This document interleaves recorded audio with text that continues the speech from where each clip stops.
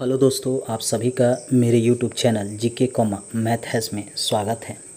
आज हम भारतीय परिवहन एवं संचार व्यवस्था के बारे में पढ़ेंगे, जिसमें राष्ट्रीय राजमार्ग के बारे में विशेष रूप से हम पढ़ेंगे।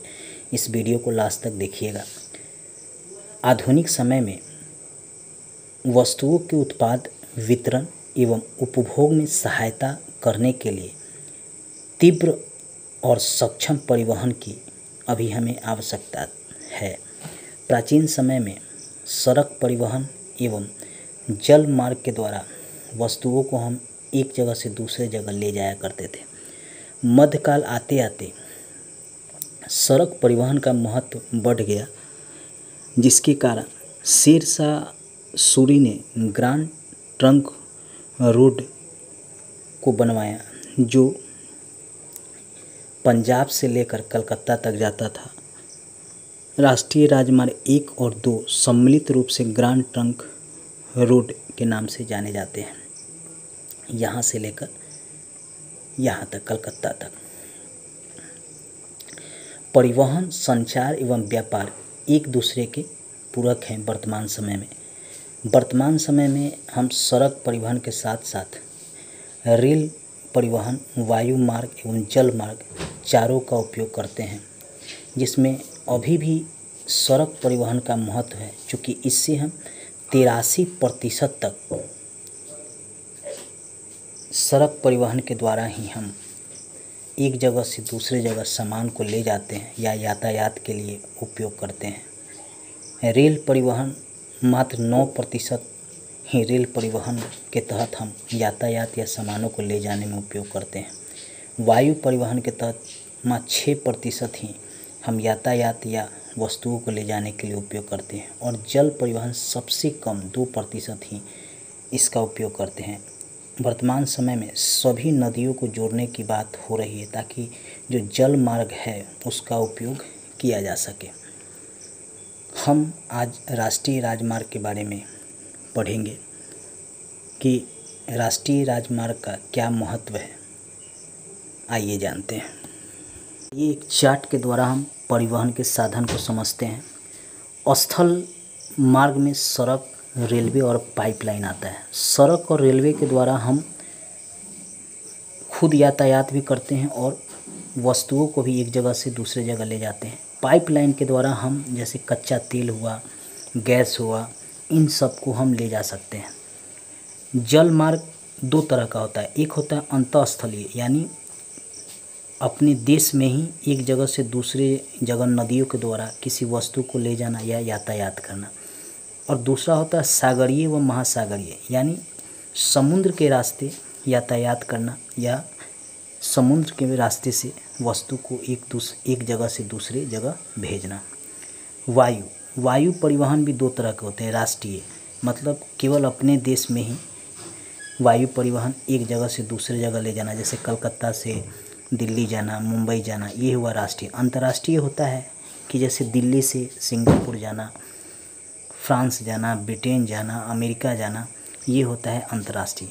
तो हम इन सभी साधनों का उपयोग परिवहन के रूप में करते हैं। अब हम सड़क परिवहन के बारे में आइए जानते हैं। सड़कों का विभाजन भी किया गया है।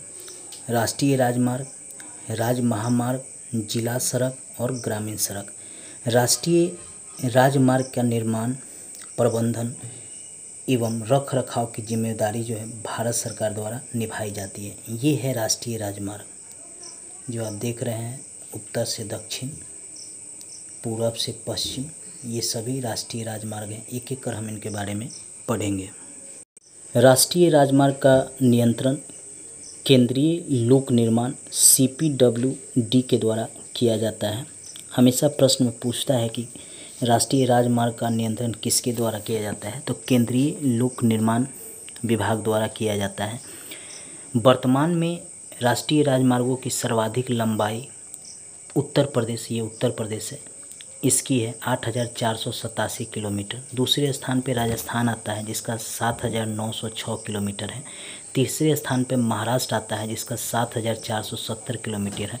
और चौथे स्थान पर ये आंध्र प्रदेश, यहाँ का आंध्र प्रदेश है, 5,598 किलोमीटर। हमेशा पूछता है कि भारत में किन राज्यों में राष्ट्रीय राजमार्गों की लंबाई सबसे अधिक है, तो याद रखिएगा उत्तर प्रदेश, दूसरे स्थान पे राजस्थान, तीसरे स्थान पे महाराष्ट्र और चौथे स्थान पे आंध्र प्रदेश।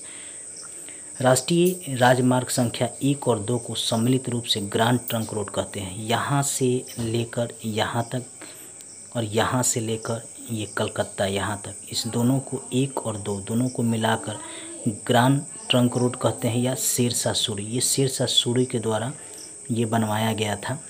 इसका महत्व था व्यापार की दृष्टि से और यातायात की दृष्टि से। उस समय सैनिकों को तुरंत किसी इधर क्षेत्रों पर आक्रमण करने के लिए, अगर विद्रोह होता है दबाने के लिए, साजो सामान को ले जाने के लिए इसका निर्माण शेरशाह सूरी ने करवाया था।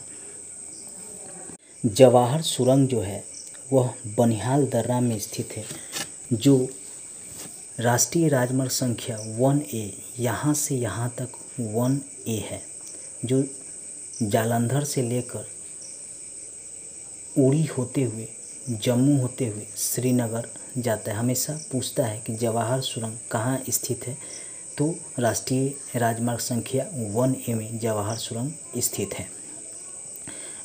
विश्व का सबसे ऊंचा सड़क मार्ग लेह श्रीनगर है। यहाँ पे लेह श्रीनगर है।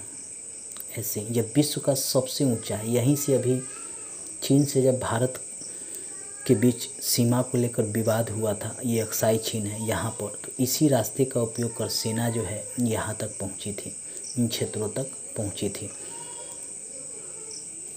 2006 में इसे राष्ट्रीय राजमार्ग 1D घोषित किया गया। इसको राष्ट्रीय राजमार्ग 1D घोषित किया गया है।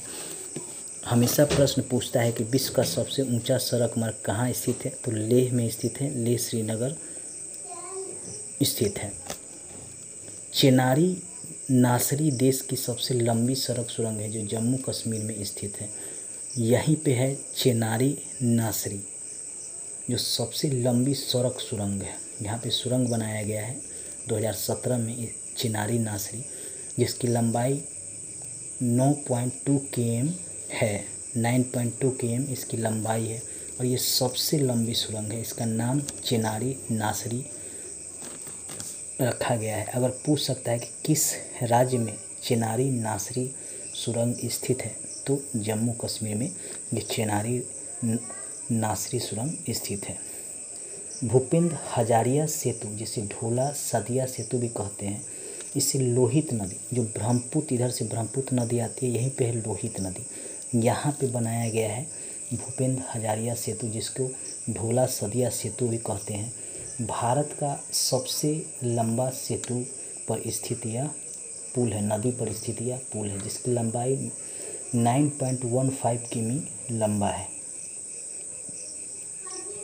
हमेशा प्रश्न पूछ सकता है कि भारत का सबसे लंबा सेतु कहाँ पे है, तो ये असम में भूपेंद्र हजारिया सेतु है, जो लोहित नदी पे बनाया गया है। लोहित किसकी सहायक नदी है, तो ब्रह्मपुत्र नदी की है। इसकी लंबाई क्या है, तो 9.15 किमी। पहले जो थे गंगा सेतु भारत का सबसे लंबा सेतु था, लेकिन अब जो है भूपेंद्र हजारिया सेतु हो गया है। इसको याद रखिएगा दोस्तों। नेक्स्ट वीडियो में हम राष्ट्रीय राजमार्ग 4, राष्ट्रीय राजमार्ग 6, राष्ट्रीय राजमार्ग 7, इन सब के बारे में आपको हम जानकारी देंगे। मेरे चैनल को सब्सक्राइब कर घंटी जरूर दबा लीजिएगा। दोस्तों को भी शेयर कीजिएगा। फेसबुक, व्हाट्सएप और इंस्टाग्राम पर भी इसे शेयर कीजिएगा। धन्यवाद दोस्तों।